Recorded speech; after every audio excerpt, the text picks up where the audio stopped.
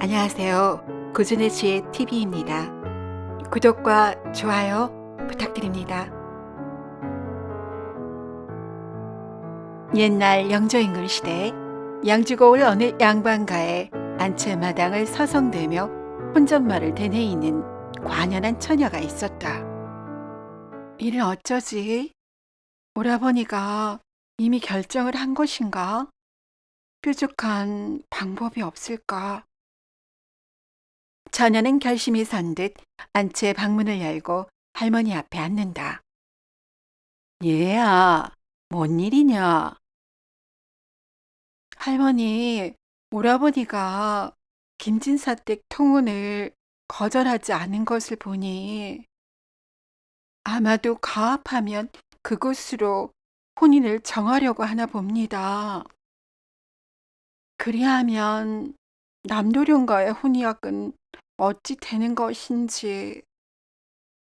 낸대로 어쩌겠냐마는 네 아비 생전에 언약한 일을 우습게 생각하는 모양이구나. 네 오라비도 지금 작은댁 할아버지 말씀대로 하는 처지이다 보니 그 작은댁 할아버지 처분이 그러하다면 따를 수밖에. 제가 할머니 손녀이지 그 할아버지의 친손녀는 아니지 않나요? 제가 시집가는 일은 응당 할머니 의중을 물어 그에 따라 진행하는 게 당연한 수순이 아닌가요? 이리 당차게 자신의 생각을 말하는 손녀는 먼저 세상을 떠난 선비 정형택의 딸 경순인데 이웃마을 세력가인 김진사 아들의 부치 자리로 정원이 들어온 터였다. 경순 처녀의 집안은 증조부 때에 경기도 포천골 마명산 아래에 있는 방축동이라는 마을로 낙향하여 지냈는데 경순 아버지 정형택과 그 마을의 세거 향족인 남대우라는 두 선비가 어려서부터 막역한 친구로 지냈었다. 남선비에게는 아들 흥진이, 정선비에게는 딸 경순이 있어 두 선비는 훗날 서로 사돈이 되기로 혼약을 맺었다. 두 소년소녀는 어려서부터 서로 친구로 지내 각별한 사이였는데 부모 간에 혼약까지 맺으니 아직 어린 나이였지만 그 약속을 기정사실로 받아들였다. 세월이 흘러 남도령이 11살, 정당자가 12살이 되는 해 봄 어느 날 흥진의 아버지 남선비가 이중한 병에 걸려 세상을 떠났고 그해 가을에 경순의 아버지 정선비마저 마전 사는 작은아버지를 뵈러 강을 건너다가 배가 전복되는 바람에 세상을 떠나니 같은 해 줄지의 아버지를 잃은 남도령과 정당자의 가세는 급격히 기울었다. 이전부터 가세가 여유가 없었던 정당자의 집은 할머니, 어머니 외에 양자로 들어온 15살 된 양오럽이 광섭이 가장이 되었으니 형편이 더욱 기울어 어쩔 수 없이 포천에서 100열이 떨어진 마전에서 유복하게 사는 작은 할아버지에게 의탁하러 이사할 수밖에 없었다. 매일 마주대하던 어린 남도령과 정당자는 이듬해 각자 아버지 소상 때 서로 보기로 약조하고 헤어질 수밖에 없었다. 정당자를 떠나보내는 남도령은 정당자 일행을 참아 그냥 보낼 수 없어 오리되는 말우리 고개까지 따라왔다. 예, 흥진아, 인제는 그만 들어가. 정당자의 두 눈은 이내 눈물이 그렁그렁하며 목이 메이기 시작했다. 그들의 나이 15, 16세라면 모르되 아직 12세이니 연인이나 약혼자라는 생각보다는 동무로서 이별에 괴로워했으리라. 남도령이 아무 말 못하자 경순의 오라비가 한마디 한다. 너희들 퍽이나 섭섭하겠구나. 그래도 장래에는 너희들이 한 집 식구가 되지 않겠니?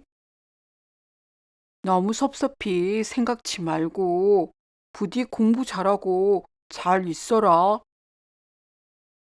내년 가을 우리 아버지 소상 때 너희 할아버지께서 너와 함께 오시겠다니 그때를 기약하자. 그만 들어가려무나. 이 이로의 따뜻한 말에 남도령은 아니 따를 수 없어 친구 정랑자에게 인사하고 더는 따라오지 않았다. 하지만 서로가 콩알만큼 멀어질 때까지 남도령은 그 자리에서 정랑자의 뒷모습을 지켜보았으니 정랑자 역시 수시로 뒤돌아보며 멀어져가는 벗을 아쉬워하며 바라보았다. 그들이 서로 이별한 지도 어느덧 수년이 거듭해 가는데 정당자네는 마전으로 이사한 이후로 종조부의 도움을 받아 전답과 집을 마련해 포천에서 살 때보다 오히려 살림에 여유가 생겼다. 반면에 남도령네는 나이든 할아버지가 가장이 되었으나 자주 병석에 누워 살림을 보살피지 못하니 가세가 급격히 기울고 하루 끼니를 걱정해야 할 처지에 놓여 할아버지와 손자 둘이서 근근히 연명하는 처지가 되고 말았다. 사정이 이러하니 정랑자와 남도령의 두 아버지 소상 때 보기로 한 약조는 지켜지질 못하였고 소식이 끊어진 채 지내었다. 두 소년소녀는 배결이 떨어진 먼 거리에서 오직 마음으로만 서로 애처롭게 생각했을 뿐이요. 다시 만날 기약이 망연했다. 어느덧 정랑자의 나이가 17세에 이르니 주변에서 혼담이 이어지는 중에 적성에 사는 김진사가 상처한 아들의 후치를 구하려고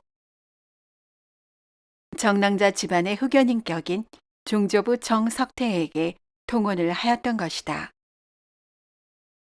김진사는 향반이었지만 그의 조부는 예조 참판을 지냈고 아버지는 성공감 감역을 지낸 데다 그의 장인은 이조판서 정순하였으니 정당자의 종조부는 여염집에서 후치로 통혼을 냈다면 성을 냈겠지만 김진사와 같이 행세하는 집안이라면 사정이 달랐다.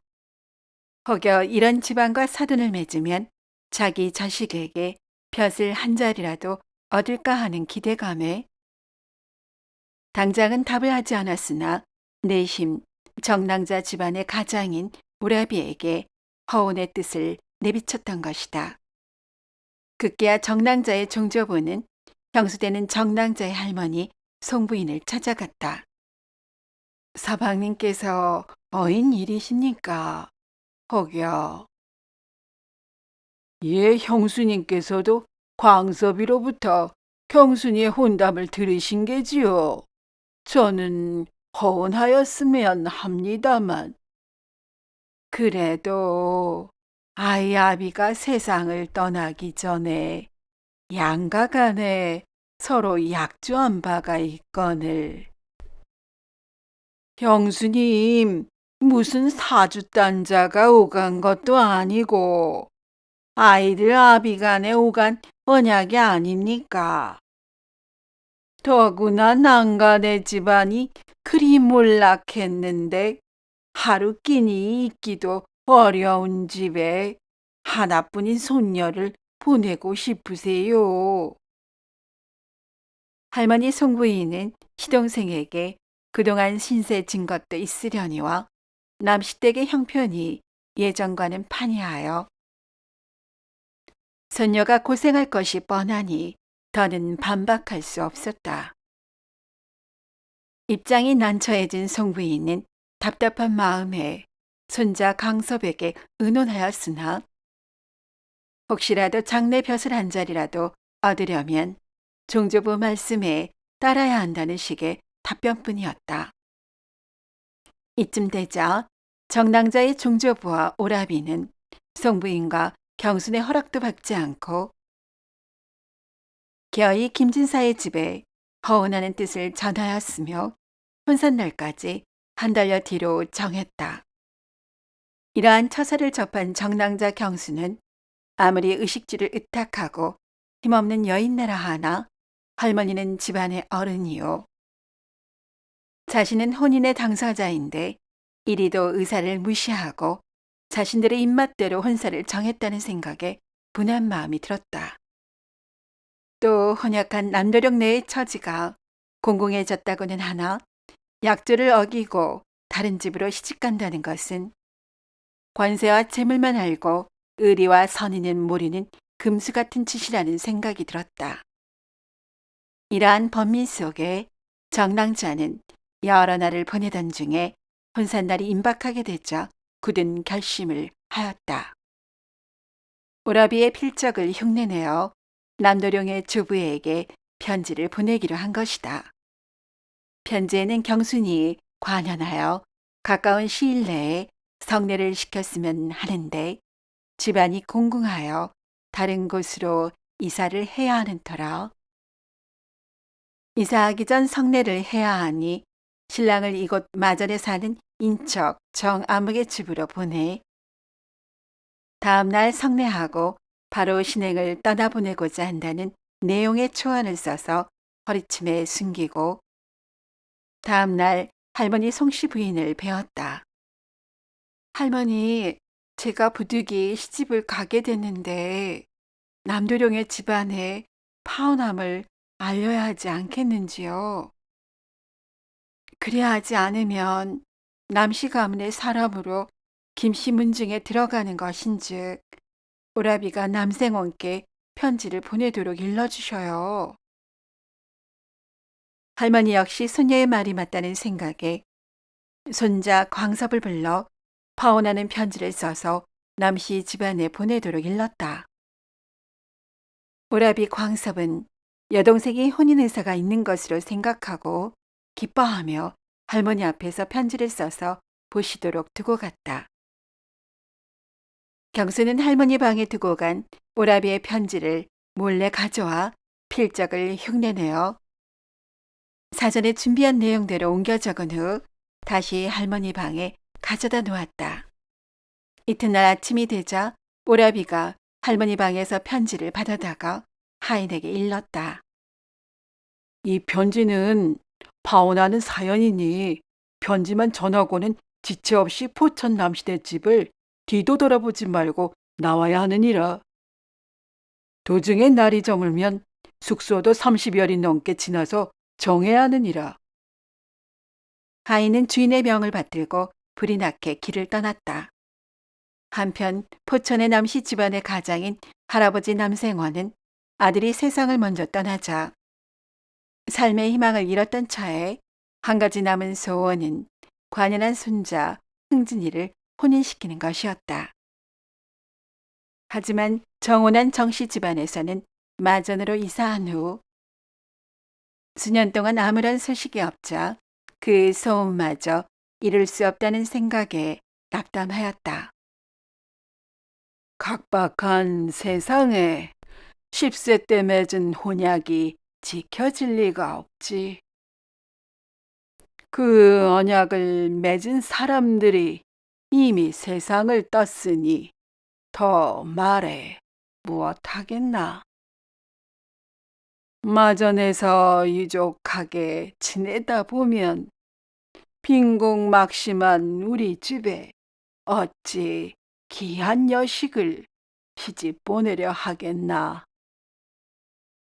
에휴, 혼약은 이미 깨어지고 만개야.